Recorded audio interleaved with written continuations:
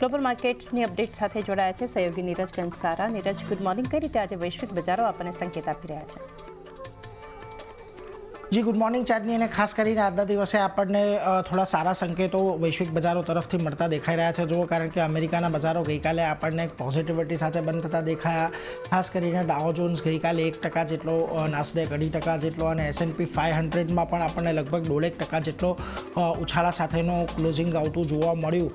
પરંતુ મહત્ત્વની વાત અહીંયાથી ગઈકાલના બજારમાં એ રહી કે બજાર ભલે આપણને પોઝિટિવ બંધ થતા દેખાયા છે, પરંતુ ઉપલા સ્તરેથી અહીંયાથી ખાસી એવી વેચવાલી આપણને આવતી જોવા મળી છે। અમેરિકાના બજારમાં ગઈકાલે જુઓ આપણને 419 પોઈન્ટ જેટલો ઉછાળો ડાઉ જોન્સની અંદર ભલે દેખાઈ રહ્યો હોય, પરંતુ ઉપલા સ્તરેથી ગઈકાલે ડાઉ જોન્સ લગભગ 770 પોઈન્ટ જેટલો આપણને ખાસ કરીને ઘટતો જોવા મળ્યો છે। બીજી તરફ S&P 500માં પણ જો તમને અત્યારે 81 પોઈન્ટની જે સારી ઉછાળો આપણને દેખાઈ રહ્યો છે, પરંતુ ઉપલા સ્તરેથી S&P 500 પણ ગઈકાલે 100 પોઈન્ટ જેટલો ઘટ્યો છે। નાસ્ડેકમાં પણ ઉપલા સ્તરેથી 320નો એક પોઈન્ટનો ઘટાડો આવતો જોવા મળ્યો છે। એટલે ઉપલા સ્તરેથી એક દબાણ ખાસ કરીને બજારમાં ગઈકાલે ચોક્કસથી આપણને આવતું દેખાયું।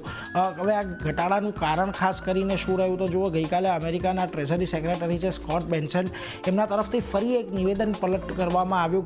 એમણે અગાઉ કહ્યું હતું કે ચીન સાથે વાતચીત ચાલી રહી છે, પરંતુ ગઈકાલે બેન્સનના નિવેદનની અંદર ખાસ કરીને આવ્યું કે ટ્રમ્પનો ટેરિફ ઓછો કરવાનો અત્યારે કોઈ પ્રસ્તાવ નથી ચીન પર। એટલે એકચ્યુઅલી ગઈકાલ ચીન સાથેની વાતચીત માટે કોઈ સમયસીમા પણ એમણે નથી બાંધી। ટ્રેડ રીબેલેન્સિંગ કરતાં લગભગ 2 થી 3 વર્ષ લાગી શકે છે। એટલે આજે જો તાત્કાલિક પણ તેઓ ટ્રેડ ટેરિફને ઘટાડે છે તો પણ 2-3 વર્ષનો સમય લાગશે, અને ચીન US પાસે મોટી સમજૂતી કરવાની અત્યારે તક છે એવું તેમનું ખાસ કરીને કહેવું હતું। હવે આ નિવેદન એમનું ગઈકાલે એટલા માટે આવ્યું કારણ કે વોલ સ્ટ્રીટ જર્નલ દ્વારા એક સમાચાર છાપવામાં આવ્યા, અને એ સમાચારની અંદર તેમણે એવી વાત કરી કે ટ્રમ્પ સરકાર ચીન પરનું જે ટેરિફ છે એની અંદર ખાસ કરીને એક મોટા પાયે ઘટાડો ખાસ કરીને કરી શકે છે, અને એટલા માટે ગઈકાલે અમેરિકાના બજારોમાં એક સારી તેજી હતી। પરંતુ આજે બેસેન્ટ છે સ્કોટ બેસેન્ટ, એમના નિવેદન બાદ ગઈકાલે આપણને આ ઘટાડો આવતો દેખાયો। જો કે સમાચારની અંદર એવું પણ જણાવવામાં આવ્યું હતું કે ટ્રમ્પ ટેરિફ લગભગ 50 થી 55% સુધી ઘટી શકે છે એવું વોલ સ્ટ્રીટ જર્નલે કહ્યું હતું। એટલા માટે ગઈકાલે એક સારી તેજી આવતી જોવા મળી હતી। જો કે ફરી પાછું એક ટ્રમ્પનું નિવેદન ઓટો ટેરિફ પર આપણને આવતું દેખાયું છે। એમણે કહ્યું છે કે ઓટો ટેરિફમાં અત્યારે કોઈ પણ મોટા પરિવર્તનના વિચારો તેઓ નથી કરી રહ્યા, એટલે એના પર એક ફોકસ રાખવાનું છે, કારણ કે દરેક જગ્યાએ ટેરિફ પર રાહત આપી છે ત્યારે એવી પણ ખાસ અહીંયાથી અપેક્ષા હતી કે ઓટો ટેરિફ પર થોડી રાહત મળે। કેનેડાના ઓટો સેક્ટર પર ટેરિફ વધી શકે છે એવું ખાસ કરીને એમણે કહ્યું છે। નથી ઈચ્છતા કે કેનેડા અમારા માટે ગાડીઓ બનાવે, અમે અમારી ગાડીઓ જાતે બનાવીશું એવું ખાસ કરીને ટ્રમ્પનું નિવેદન છે।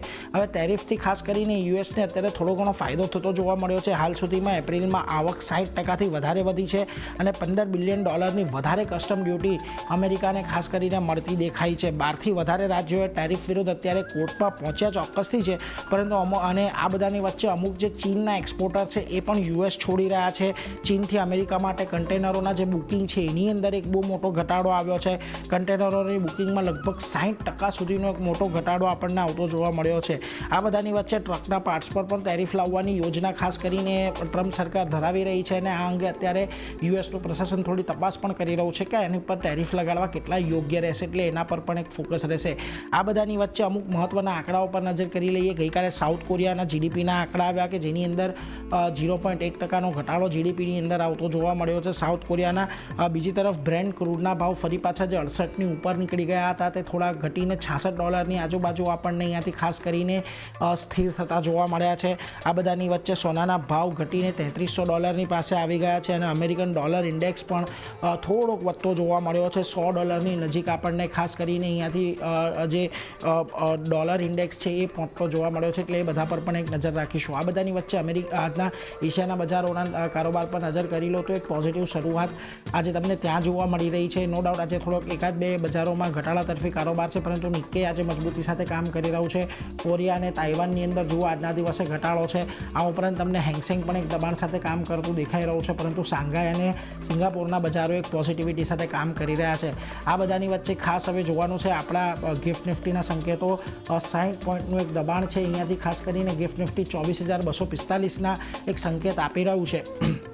મહત્ત્વનું આજે હવે જોવાનું એ રહેશે કે આપણે આજે એપ્રિલ મહિનાની એક્સપાયરી છે, એટલે એક્સપાયરી કયા લેવલ પર થાય છે, પરંતુ અહીંયા જે રેન્જ છે મોટે ભાગે 24,200 થી 24,500ની વચ્ચે રહી શકે છે, એટલે એના પર એક ખાસ આપણે ચાંદની ધ્યાન રાખીશું. જી નીરજ.